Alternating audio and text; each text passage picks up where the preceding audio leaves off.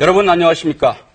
미국 연방준비제도 이사회가 9년여 만에 기준금리를 인상했습니다. 이른바 제로금리 시대를 끝낸 것인데 우리 경제가 어떤 영향을 받을까? 이게 문제입니다. 미국 금리 인상 배경과 영향, 조영무 LG경제연구원 연구위원과 함께 짚어보겠습니다. 안녕하십니까? 네, 안녕하십니까? 안녕하세요. 네, 미국이 우리 시각으로 오늘 새벽이죠. 금리를 전격적으로 인상을 했고요.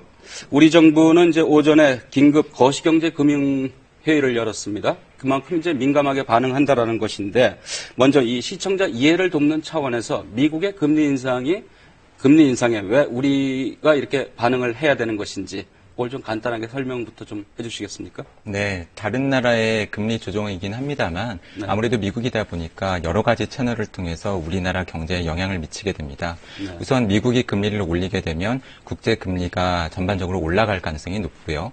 그렇게 되면 국내 시중금리도 따라서 올라가면서 대출을 받았던 기업이라든가 가계의 이자 부담이 늘어날 수가 있겠죠. 그리고 환율 측면에서는 미국 달러화가 강세를 나타내게 되면 반대편에 서 있는 다른 나라들의 통화가 상대적으로 가치가 떨어지고 국내 외환시장에서는 원달러 명목 환율이 아무래도 상승 압력을 받게 될 것으로 예상이 됩니다.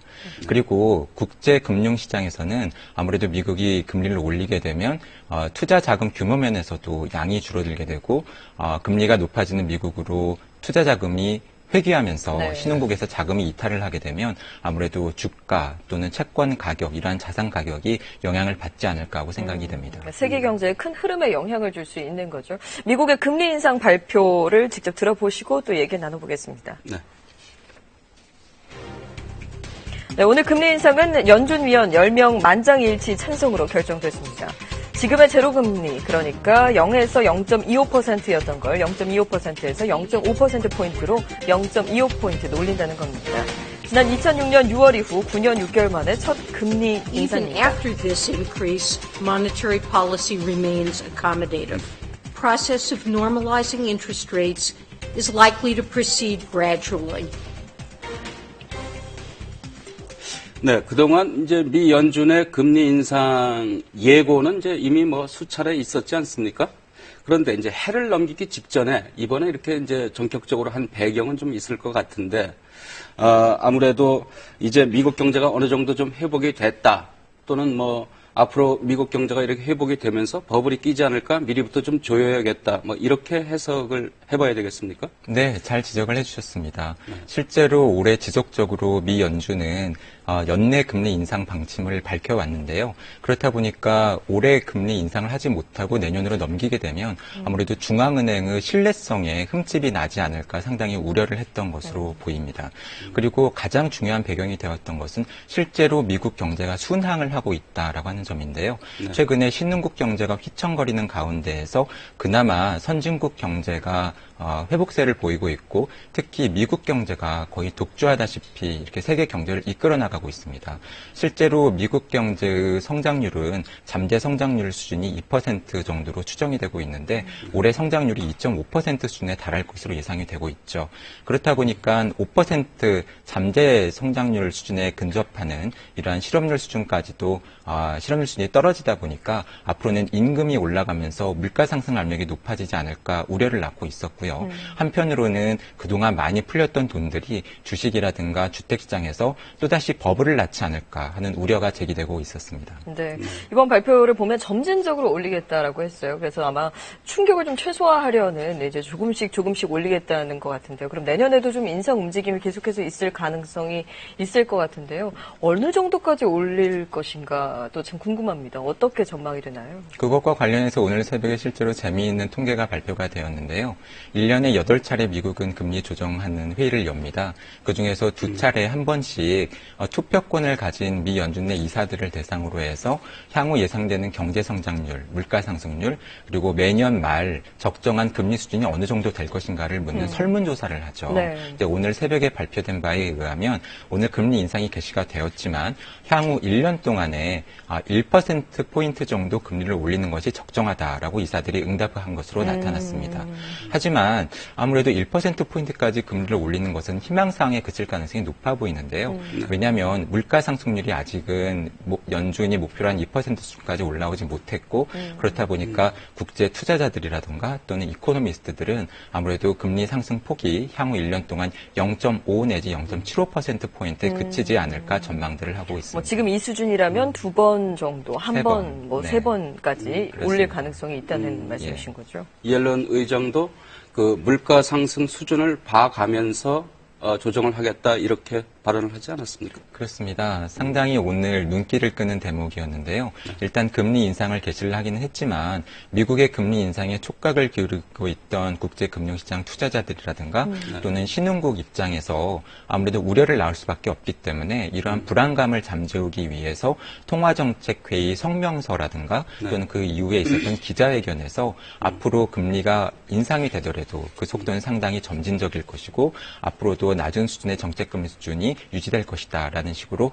달래기 위한 제스처를 많이 취한 것으로 보입니다. 네. 이제 정작 문제는 우리인데요.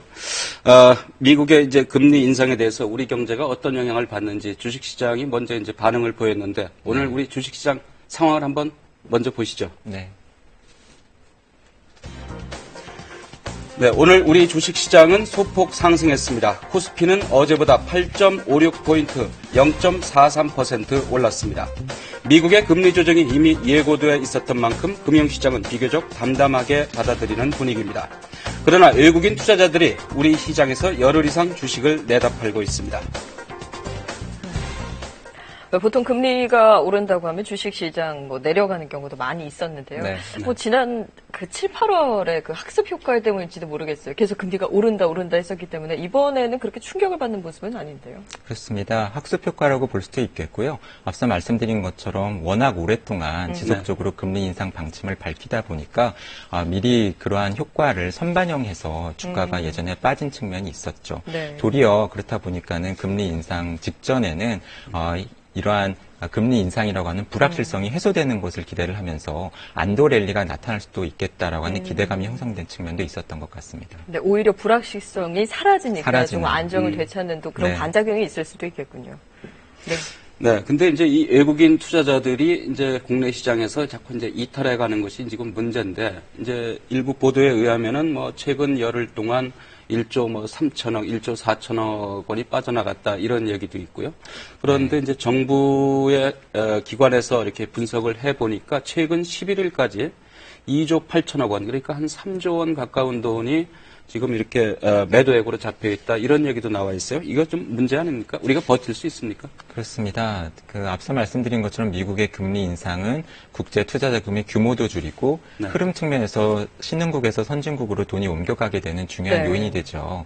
그런데 이러한 상황 속에서 우리나라는 사실은 양면성을 가지고 있습니다. 국내 주식시장은 상당히 거래량도 많고 기업들도 많고 그렇다 보니까 신흥국에 대한 투자 포지션을 줄이려는 국제 투자자들 중에서는 아무래도 돈을 현금화시키려고 할 때 한국 주식시장에 돈을 현금화시키기 상당히 용이한 증시인 거죠. 그렇다 보니까는 상대적으로 국내 증시에서 돈을 빼내서 현금화시켰던 외국인들이 많지 않았나 하고 생각이 되고요.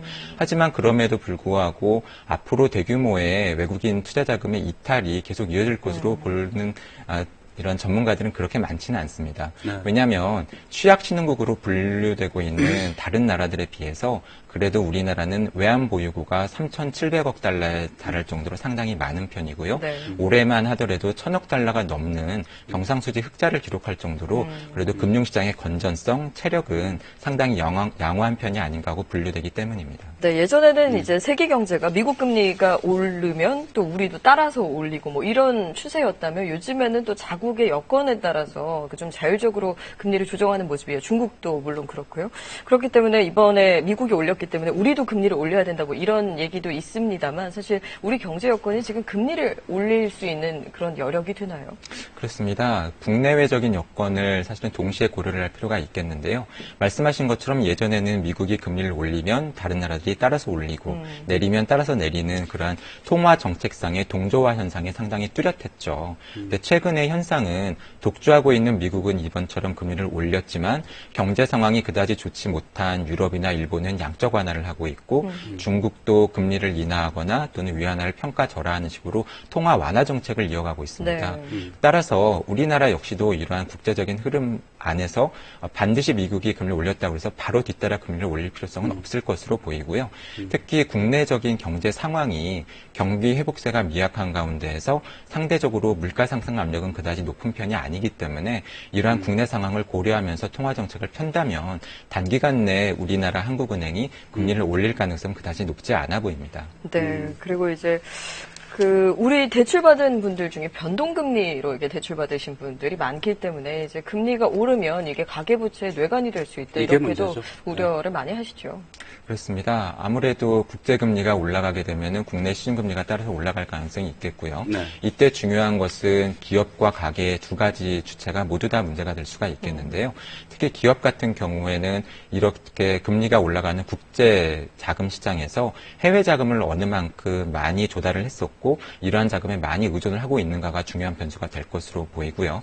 특히 가계 같은 경우에는 국내 시중금리도 소폭이나마 올라간다라고 할 때 그 영향을 많이 받을 수 있는 변동금리부 대출을 어느 만큼 받았는가가 중요한 변수가 될 수 있습니다. 네. 그런 면에서 최근 들어서 가계부채가 빠르게 늘고 있는데 특히 은행권뿐만이 아니라 비은행권에서 변동금리부 대출이 대부분을 차지하고 있는 마이너스 통장 대출과 같은 신용대출이 빠르게 늘고 있다라고 네. 하는 점에 좀 관심을 기울일 필요가 있을 것으로 보입니다. 네, 신용대출도 문제지만 이제 가계대출의 많은 부분을 차지하고 있는 것이 역시 그 부동산, 아파트, 뭐 이런 부동산 관련해서 이 주택담보대출 문제 아니겠습니까? 네.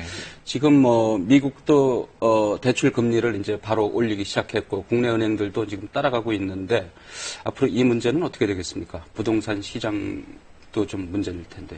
그래도 금리가 올라가게 된다라고 한다면 장기로 돈을 빌려서 주택 구입 자금을 상환해야 되는 가계 입장에서는 지속적으로 부채의 원리금 상환 부담액이 늘어날 수가 있겠고요. 네. 이것은 결국 가계 입장에서 소비를 줄이고 결과적으로 내수가 위축되는 중요한 요인이 될 수가 있겠습니다.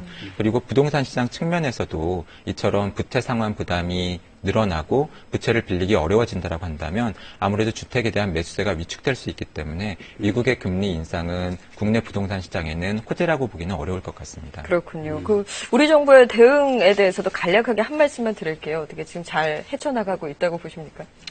아무래도 미국이 금리를 올리는 것이라든가 반대편에 서 있는 취약 신흥국들이 어려워져서 우리 수출이 악영향을 받는 것과 같은 현상들은 외부에서 벌어지는 것이기 때문에 국내 정부라든가 또는 국내 주체들이 대응하기에 상당히 어려움이 있습니다. 하지만 이렇게 외부에서 밀려오는 파도가 있을 때 단단한 방파제를 높이 쌓는다라고 한다면 그 충격을 줄일 수가 있겠죠. 그래서 정부가 이번에 발표를 한 것처럼 외환 건전성 3종 세트와 같이 우리 금융시장의 체질을 강화하고 그 대비를 단단히 해나가는 것은 적절한 대응이 아닌가 하고 생각이 됩니다. 네. 정부, 가계, 기업 모두가 다 대비를 해야 되겠죠? 그렇습니다. 네, 오늘 말씀 감사합니다. 고맙습니다. 네, 감사합니다.